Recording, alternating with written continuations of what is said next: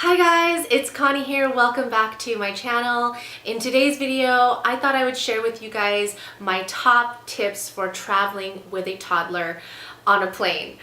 So your toddler would be under the age of 2 and they would be considered a lap infant. So they would be sitting on your lap on the plane. So as you guys may know, if you saw my last vlog, we took a family trip to Seattle. John has family there and it was just so great. It was such a wonderful trip. David proved to be a really good traveler to our surprise and to our relief. But prior to the trip, I was really nervous because I just had so many questions like about the car seat and the stroller. Do I have to purchase a new car seat, a new stroller that's, you know, lighter, more compact and travel friendly, or do I take the ones that we have? I tried to research and I tried watching YouTube videos on this, but I feel like I still didn't quite get the information that I needed and I wasn't fully confident going into the trip. So it's one of those things where you have to go through the experience to really know what it's like, but before that you really won't know what it's like. So now that the trip is over and done with, I feel like I can come on here and share my experience with you and give you some tips. And you know, if you're gonna be traveling with your child very soon on an airplane. So hopefully this will help you. So my first tip is very basic. It's to pack light. For me, I tend to overpack, and on this trip I just didn't want to deal with having too much stuff, and so I really tried to focus on packing light. I wanted to take like a big pack of diapers for David, but I was thinking that it was just taking up so much space in the suitcase. So I just thought to myself, you know what, I'm going to just pack for pretty much the day of and maybe the next morning. Just pack enough diapers for that. You can always buy a pack of diapers at your destination. Number 2, this is also a very basic and simple tip, but it's to get to the airport early. I would say at least 2 hours before your flight. You are now traveling with a toddler, so there's just a lot of, it's just a different ball game and you don't want to have to stress out. You also have to, you know, get checked in, go through security and all of that with your toddler. So I would rather get to the airport early, get through all of that and just sit back and relax and wait to board on the plane rather than get there a little too late and, you know, rush around being stressed out and, you know, basically running around the airport like a chicken with your head cut off. You know what I mean? Number 3 is bring plenty of snacks. So from the time that you leave your home to when you actually get on the plane, a lot of time is passing and you may be close to your child's meal time, like it might be lunchtime or whatever.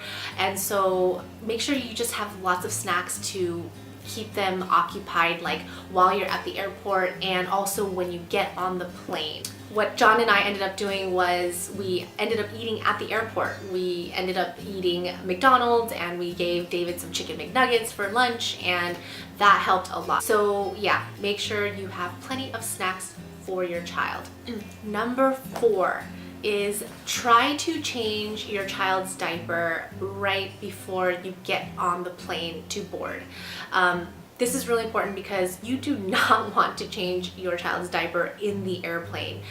The bathrooms are so tiny and the changing table is just this really small, flimsy table and you just don't feel secure. I know because I went through it. It's just not a good idea. Of course, you know, your circumstances may force you, you may have to change your child's diaper in the plane, but if at all costs, if you can avoid that, try to avoid it. So number 5 is after you checked in, after you get to the gate, you can ask the flight attendant if there are any seat changes that can be made. So if your flight's not that full, maybe you can, you know, get an open row where there's just more room. And maybe there's open seats, so if there's like a person in the 3rd seat in your row, maybe the flight attendant can move that person so that your family can have the entire row, you know, to yourselves. That's just something that, you know, is an option to ask. Like we asked, but unfortunately our flights, both going to Seattle and coming back home, were entirely full. So we couldn't do anything, so David had to sit on our lap the whole flight. So tip number 6, when you're at the gate, ask the flight attendant if your carry-on bag can be checked in for free. This was something that really surprised us. We had one checked bag, which of course we have to pay for. Any checked bags is like $25 per person, I think, or something like that. We had carry-ons that we were gonna bring and put into the cabin in the plane. But if you ask the flight attendant, hey, we have this carry-on, would you mind checking it in for free because we've got this toddler, and they are usually understanding. They know that it's hectic getting on and off the plane with a toddler, and so oftentimes they will totally just take your carry-on bag and check it for free, and you don't have to fumble around in the airplane with toddler, on one arm and trying to get your bag in the cabin on the other. So it makes life so much easier. Number 7 is take your child's familiar toys. David loves his Panda, so we took Panda, we took a little motorized car, but also take a new toy. Like a new book or something that they've never seen, because that will definitely keep them occupied and intrigued most of the time on the plane before they get bored of it. But that's something that that will help with killing some time as you're traveling. Okay, so number 8 is the car seat stroller. These 2 items, I wasn't sure. Like, John was thinking of getting like this fancy sort of all-in-one car seat car seat stroller thing. I don't know, it was like $350, and I was like, no, we're not going to get that, okay? He's like, oh, but it will make life so much easier. But no, I was not about to spend another $350. So what ended up happening was we took our stroller. It was recommended, like in certain articles, to maybe buy a cheap umbrella stroller that's just super easy to fold up and travel. But I wasn't in the mood to buy anything new, so I was okay with taking the stroller that we had. It was a Graco stroller. It is a bit more bulkier. It is bulkier than an umbrella stroller, but we were fine with that. It's just because David is familiar with that stroller, and yeah. And we also took our car seat, our current car seat that is always in our car. John had to detach it and everything, and John was concerned because the car seat is kind of heavy. It's a Recaro Roadster that we have, but I was like, well, renting a car seat from the rental car company was not going to be an option. I had read so many horrible things, like they're super dirty, they're cheap, they're uncomfortable. So we wanted David to be comfortable as much as possible, so we just took his car seat as well. As far as maneuvering all of that stuff, at the airport, get those carts at the airport. Usually they're straggling and just sort of laying around.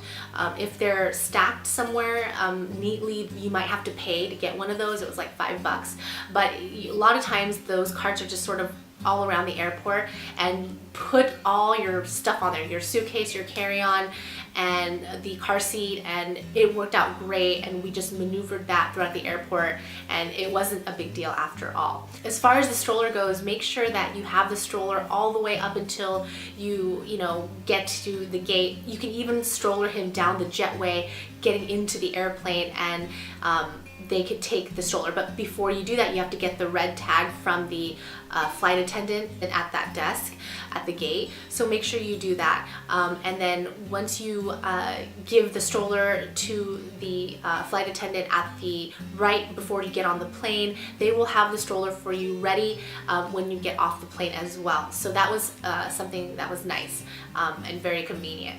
Tip 9 is make sure your hotel has a tub. This was one crazy thing that happened for us. We did not have a tub in our hotel room. It was just a shower. And I was like, okay, how is David going to take a bath? So we made it work, but it wasn't the best thing. So since we booked our hotel and flight into one package through Expedia, we didn't really think about the hotel amenities, but make sure that you get a tub in your hotel room. And if you don't get one, you end up not getting one, or you didn't think about that, just ask the hotel if you can be moved to a different room that has a bathtub. And finally, this is my final tip, is ask for the Rollaway Bed. We asked the hotel to bring a crib to our room so that David could sleep in it, but it ended up that the foam mattress part of the crib was so thin that it was like sleeping on a rock, and we just knew that David was not going to be comfortable and he was not going to sleep well on that. So we ended up asking for a Rollaway Bed, which is like pretty much a twin size bed, and John slept there and David ended up sleeping with me on the king size bed. So that worked out great. Of course, you can always bring your child's pack and play if they're comfortable sleeping in that throughout the night. I don't know, I don't have any experience with that because I've never owned one. We've never thought to get one, but I know a lot of people do enjoy pack and plays. So if you want to take that extra, thing with you to travel, that's fine, but we did not want to take anything. If you do not want to take an extra thing on your flight, I would highly recommend the Rollaway Bed in the hotel room if you are staying in a hotel room.